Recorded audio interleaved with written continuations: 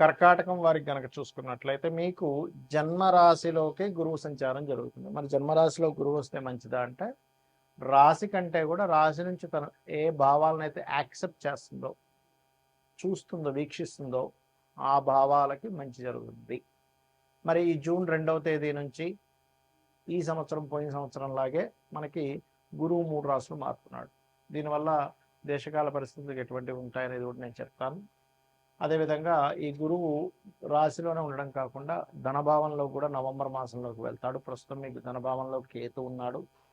ఈ యొక్క గ్రహస్థితిని అనుసరించి మీకు ఎలా ఉండబోతుంది, ఎటువంటి విషయాల పట్ల మీరు జాగ్రత్త వహించాలి అనేటువంటి అంశాలు చెప్తుంది నేనైనప్పటికీ చెప్పిస్తుంది సాక్షాత్ లలిత అమ్మవారిగా భావిస్తూ ఆ లలితాంబిక అమ్మవారి యొక్క అనుగ్రహం మీకు పరిపూర్ణంగా కలగాలని మనస్ఫూర్తిగా కోరుకుంటూ, ఇక్కడ గమనించినట్లయితే ఎప్పుడైతే ఈ కర్కాటకం వారికి రాశిలోకి గురువు వచ్చాడో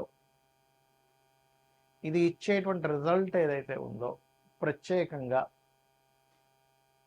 ఈ పంచమ స్థానాన్ని సప్తమ స్థానాన్ని వీక్షిస్తున్నాడు. గుర్తుపెట్టుకోండి, పంచమం అంటే సంతానాభివృద్ధి, సప్తమం వివాహం.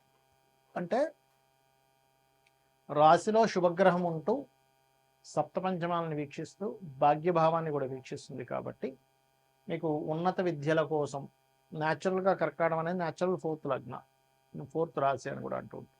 కాబట్టి ఉన్నత విద్యల కోసం చేసే ప్రయత్నం, గతంలో పలానా పిహెచ్డీ చేద్దాం అనుకున్నాను, లేకపోతే పలానా ఉన్నత సంబంధించిన విద్య చేద్దాం అవ్వలేదు అనుకునేటువంటి వారికి భాగ్యస్థానంలో శని ఉన్నప్పటికీ శని గురువు యొక్క ఎనర్జీస్ని తీసుకుంటూ ఉంటుంది.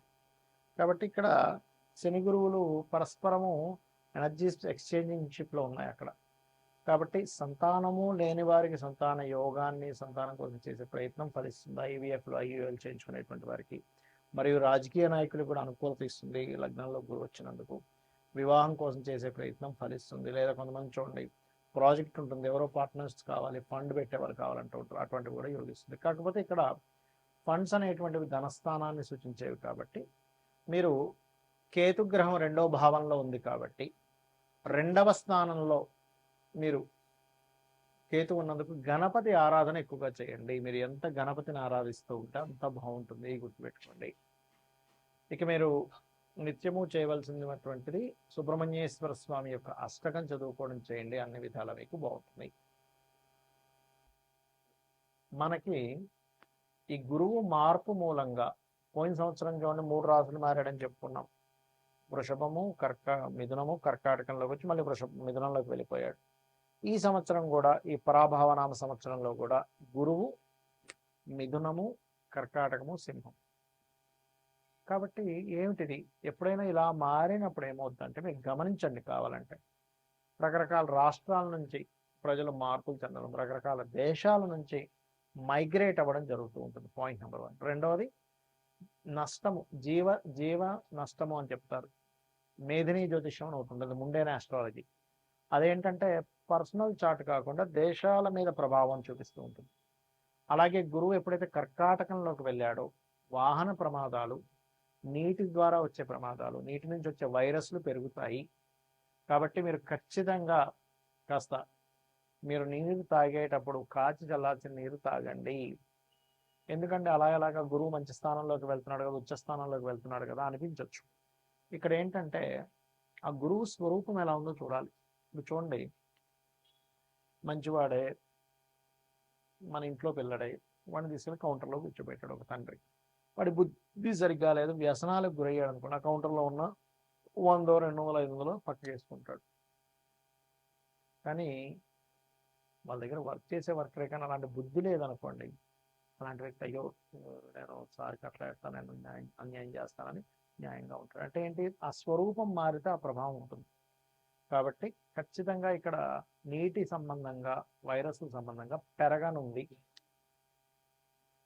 ఇది ఖచ్చితంగా.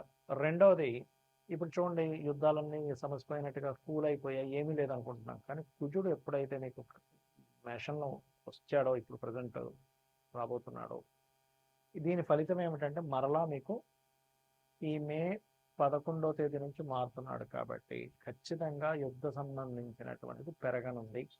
అది చైనా కావచ్చు, ఇంకోటి కావచ్చు, మళ్ళా మీకు ఆ యుద్ధ సంబంధించిన ప్రభావం ఖచ్చితంగా పెరుగుతుంది.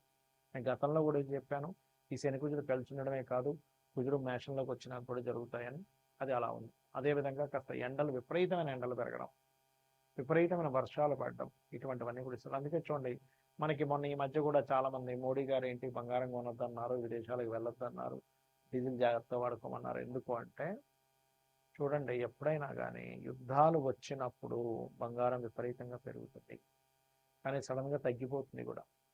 దీనివల్ల ఏమవుతుంది, ఆర్థిక వ్యవస్థ పాడైపోతుంది. ఎలాగా, మనం ఉన్నాం ఇప్పుడు 1,40,000 ఉందనుకుందాం, కొనుక్కుంటాం, మళ్ళీ పెరుగుతుంది కదా ఆశతో, పెరుగుతుంది, అమ్మయ్య పెరుగుతుంది విపరీతంగా కొనేస్తాం. కానీ ఒకటేసారి 20,000-30,000 ధామను పడిపోయింది అనుకోండి, అప్పుడు పరిస్థితి ఏంటి? ₹1,00,000 పెట్టి కొన్నటువంటి బంగారం మీద 30 లక్షలు నష్టం వచ్చింది అనుకుందాం. అప్పుడేంటి, 20-30 లక్షలు పోతే మామూలు విషయం కాదుగా. అలా ప్రతి ఒక్కరి జీవితంలో కొన్ని లక్షల రూపాయలు పోతే దేశవ్యాప్తంగా, ప్రపంచవ్యాప్తంగా ఏమవుతుంది, అది కొన్ని వేల లక్షల కోట్లు రాత్రి ఆవిరైపోతాయి. ఆ భావనతో ఒకటి. రెండవది, ఇక్కడ గురువు ఎప్పుడైతే కర్కాటకంలోకి ఎంటర్ అవుతాడో దొంగ బంగారం పెరుగుతూ ఉంటుంది. అంటే నిజంగా ఒరిజినల్ బంగారం ఉండదు, బంగారం లాగే కనిపిస్తుంది, అలాంటివి కొనుక్కుంటారు. ఎప్పుడు కూడా డిమాండ్ పెరిగిపోతున్నప్పుడు, రేట్లు పెరిగిపోతున్నప్పుడు డూప్లికేట్ తయారవుతుంటాయి. సో ఈ డూప్లికేట్ బంగారం వచ్చే ఛాన్స్ ఉంటుంది. కాబట్టి నాణ్యత సరైన దాంట్లో ఇక్కడ ఇక్కడ ఇప్పుడు ఎలా అంటే మనకి పెళ్ళిళ్ళు ఉంటాయి, బంగారం కొనుక్కోకుండా ఉండలేంగా, సంవత్సరం పాటు పెళ్ళికి పెట్టాలి, కూతురుకో కొడుకో మనవడకో ఇంకోటి ఏదో ఫంక్షన్ అన్న, అప్పుడు ఏం చేయాలి, ఇది ఖచ్చితంగా మంచిదే, ఈ షాప్లో మనకి ఇబ్బంది ఉండదు అనుకునే నిర్ధారణ చేసుకుని వెళ్ళండి. ఇది చాలా చాలా చాలా ఇబ్బందిని ఇవ్వనుంది.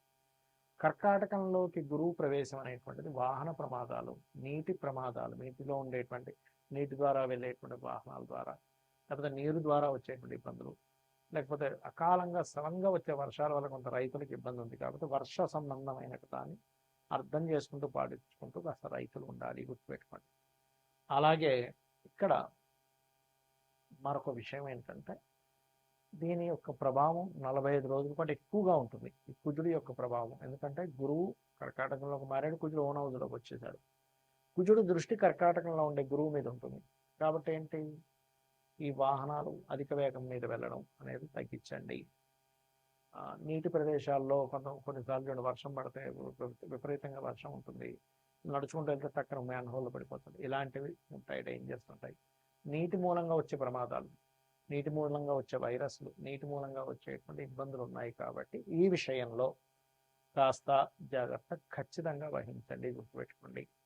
ఇక అదేవిధంగా మీరు ఎప్పుడు కూడా ఏ గ్రహం మారినా కూడా మీ పర్సనల్ చార్ట్, అంటే మీరు జన్మించినప్పుడు ఉండేటువంటి గ్రహాలని ఈ మారిన గ్రహం పాజిటివ్గా ట్రిగర్ చేస్తుందా, నెగటివ్గా ట్రిగర్ చేస్తుందా అనేది తెలుసుకోగలగాలి. అంటే ఎలాగా అంటే, మనం ఒక ప్రదేశం మారిపోయేటప్పుడు మనం రకరకాలుగా ఆలోచిస్తాం. మనం వెళ్ళే ప్రదేశం ఎలాంటిది, అక్కడ పిల్లలకి స్కూల్కి దగ్గర ఉందా లేదా, సూపర్ మార్కెట్ దగ్గర ఉందా లేదా, లేకపోతే మనకి ఏదో హాస్పిటల్ దగ్గర ఉందా లేదా అని చూసుకుంటాం. ఎందుకు, మారిన దానివల్ల మనం ఆ ప్రదేశం మారినందుకు మనకేమిటి అక్కడ ఇంకా బాగుంటే ఇంకా బాగుంటుంది.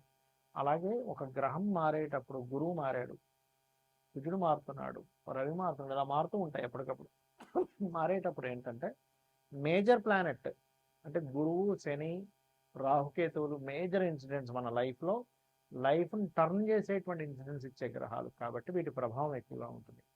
కాబట్టి మార్పు ఒకటే కాకుండా మీ పర్సనల్ చార్ట్లో ఏ మహాదశ నడుస్తుంది, ఏ అంతర్దశ నడుస్తుంది. ఇప్పుడు వైరస్లు, రోగాలు వస్తాయి, మీకు ఎక్కడ రోగభావం లేదనుకోండి, మీకు పెద్ద ఎఫెక్ట్ ఉండదు. మొన్న లాస్ట్ ఇయర్ కోవిడ్ వచ్చినప్పుడు, 4 years బ్యాక్ వచ్చినప్పుడు కూడా చూడండి, కొంతమందికి చాలా ఎఫెక్ట్ అయితే కొంతమందికి పెద్ద ఎఫెక్ట్ అవ్వాలి.